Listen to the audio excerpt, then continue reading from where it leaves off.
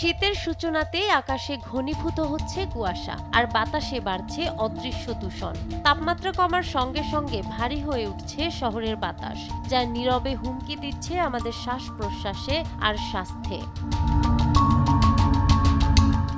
বিশেষজ্ঞরা বলছেন, শীতকালে তাপমাত্রা কমে গেলে মাটির কাছের ঠান্ডা বাতাস ওপরের গরম বাতাসের সঙ্গে মেশে না। এই অবস্থাকে বলে তাপমাত্রা বিপর্যয় বা টেম্পারেচার ইনভার্সন। ফলে ধোঁয়া, ধুলাবালি ও দূষিত গ্যাস নিচে আটকে থাকে, যা বাড়িয়ে দেয় দূষণের মাত্রা।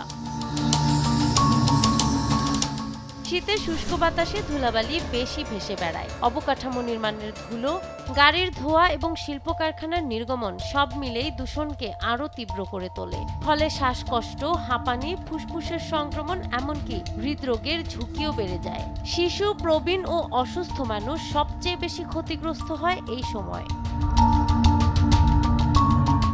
তবে কিছু সহজ নিয়ম মেনে চললেই নিজেকে সুরক্ষিত রাখা সম্ভব। বাইরে বেরোলে N95 বা N99 মাস্ক ব্যবহার করুন। বাড়িতে পর্যাপ্ত বাতাস চলাচল নিশ্চিত করুন, আর নিয়মিত খান আদা, হলুদ, মধু, যা শরীরের রোগ প্রতিরোধ ক্ষমতা বাড়ায়। শীতের শুরুতে বায়ু দূষণ ও অ্যালার্জির ঝুঁকি বাড়ে, তাই শ্বাস প্রশ্বাসজনিত সমস্যায় ভোগা ব্যক্তিদের এখন থেকেই সতর্ক থাকা জরুরি। চিকিৎসকের পরামর্শ মেনে নিয়মিত ওষুধ খাওয়া ও বাইরে থেকে এসে হাত মুখ ধোয়ার অভ্যাস গড়ে তুলুন। বাচ্চাদের যতটা সম্ভব ঘরে রাখুন। যারা নিয়মিত বাইরে ব্যায়াম করেন তারা আপাতত ঘরেই অনুশীলন করুন।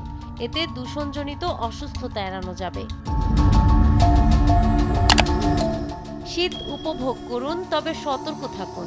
ভুলবেন না, পরিষ্কার বাতাসই সুস্থ জীবনের প্রথম শর্ত। নাহার বৃষ্টি, নিউজ ডেস্ক, দেশ টিভি।